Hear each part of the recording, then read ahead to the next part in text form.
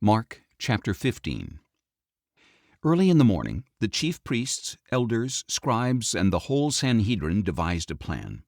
They bound Jesus, led him away, and handed him over to Pilate. So Pilate questioned him, "Are you the king of the Jews?" "You have said so," Jesus replied. And the chief priests began to accuse him of many things.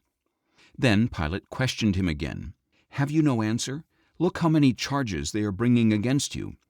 But to Pilate's amazement, Jesus made no further reply.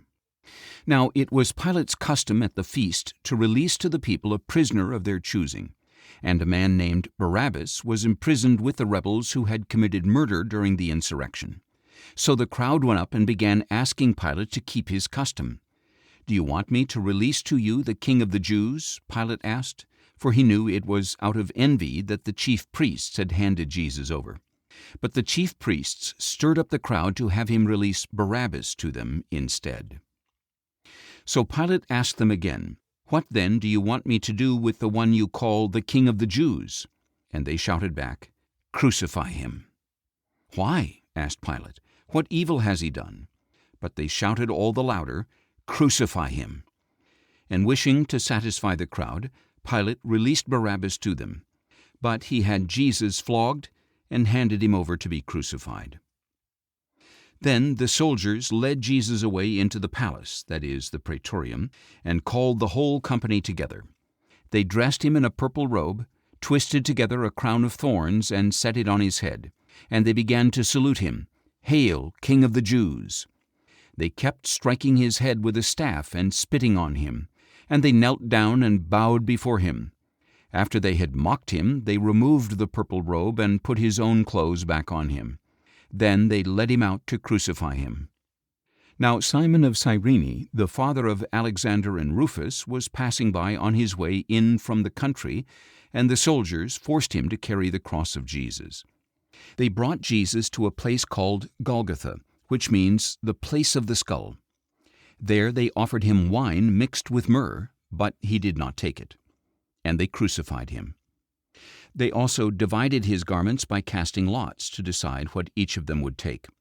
It was the third hour when they crucified him, and the charge inscribed against him read, "The King of the Jews."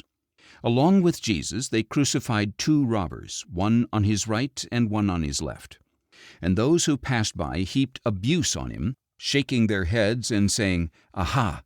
You who are going to destroy the temple and rebuild it in 3 days, come down from the cross and save yourself."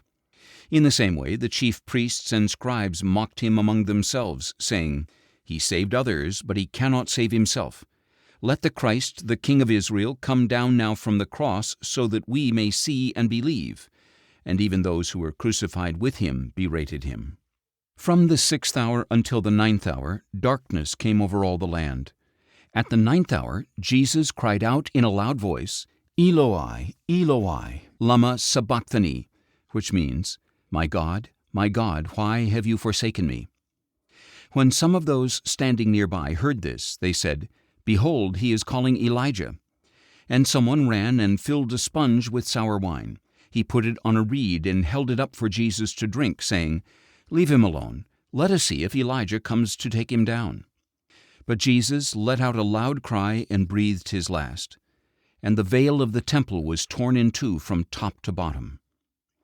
When the centurion, standing there in front of Jesus, saw how he had breathed his last, he said, "Truly, this man was the Son of God." And there were also women watching from a distance. Among them were Mary Magdalene, Mary the mother of James the younger, and of Joseph and Salome. These women had followed Jesus and ministered to him while he was in Galilee, and there were many other women who had come up to Jerusalem with him. Now it was already evening. Since it was preparation day, that is, the day before the Sabbath, Joseph of Arimathea, a prominent council member who himself was waiting for the kingdom of God, boldly went to Pilate to ask for the body of Jesus. Pilate was surprised to hear that Jesus was already dead, so he summoned the centurion to ask if this was so. When Pilate had confirmed it with the centurion, he granted the body to Joseph. So Joseph bought a linen cloth, took down the body of Jesus, wrapped it in the cloth, and placed it in a tomb that had been cut out of the rock. Then he rolled a stone against the entrance to the tomb. Mary Magdalene and Mary the mother of Joseph saw where his body was placed.